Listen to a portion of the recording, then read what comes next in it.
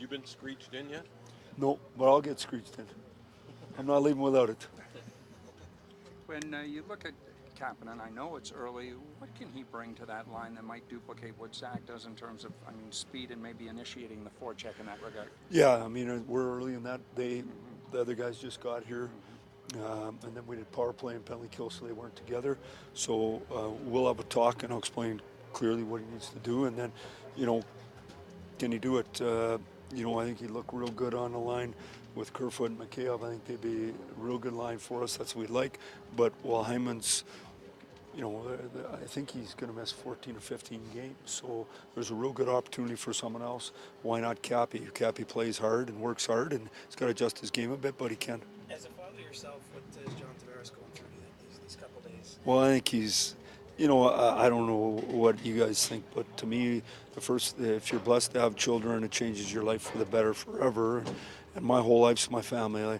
We all get caught up in this, but I can tell you right now, my 3 kids and my wife are what makes my life go. And so for John now, you got a lot to think about. He just had a kid. The good thing about him is his mother-in-law's right there. He's got good help. Your wife gets sick of you fast. You hang around too many days. She wants you on the road. She's used to being on the road. So, but I also think you get to be more of a help when the baby gets to the next stage than you do help at this stage anyway. So I think you'll be excited about it, and obviously excited to be with the team, but it's a different perspective. It'll be fun for him. Mitch said that it might actually loosen John up in the dressing room a little bit. Well, see, I don't see him I think he's loose as can be. I actually, he's serious about his craft. He's very professional. He's very driven, knows what he wants. He's not letting people get in his way of what he wants done. But he shares himself unbelievably with his teammates, and he's a good person. He knows what's right and wrong, and he's been through it, unlike these kids. And he's had some tough goes, and yet he's still one heck of a player. Early days, I know, but what have your new assistants brought to the table? Well, they're smart. They work hard.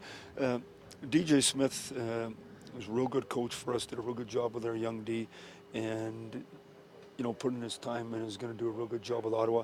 Jim Hiller and I were together for 5 years, and we had a discussion at the end of the year that he wasn't getting to be a head coach,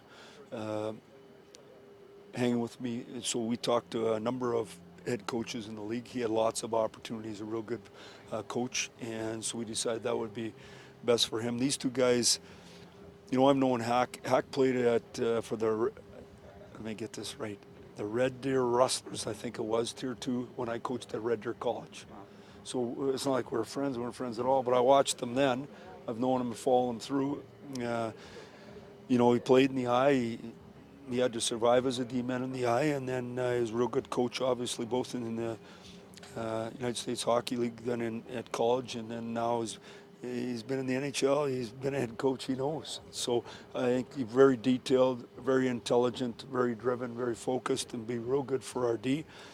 And on the other side of that, I told Boogie a couple of years ago, as soon as I had got to know who Farley was, that I'd be hiring him when they couldn't afford him.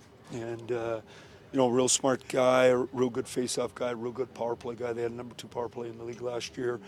I think has a good demeanor about him, and yet we all got to grow together. And what I like about when new people come is they got a ton of ideas, and so then you take what was going on in Philly, what went on in Florida, what they've seen from other places, you combine it with what you got yourself, and you try to make it new. And I think it's good for the players too, is they got a new voice, a new way, a different term, different thoughts on the power play, the penalty kill, and we all need to get better, and they're going to help us. Can you put into perspective what these few days have been like, the people here and what's going on in the parking lot now?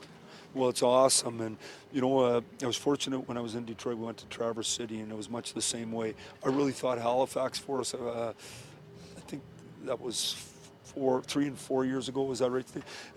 Was the same way. I think sometimes when you do it too close to Toronto, they've seen us. They're used to us. They don't worry about it. Here, they appreciate you, and we appreciate them. Where were we last night? No, where were we last night? Mallard's Cottage, Kitty Vitty. Okay, well, I don't know what the place is, that area there. Honest to God, it's one of the restaurant's great, but the scenery, and we have so many beautiful things in our own country here. We travel all over, but in our own country, and it's great to see it. And everything about the people here, they're happy and they appreciate you, and they're good for you. We coming back next year? I'd come back anytime they want. Do you have an idea of what you're going to do with the third pair? Is it kind of No, I'd love to tell you I knew.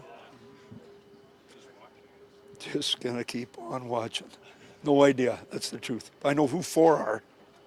You guys do too, though.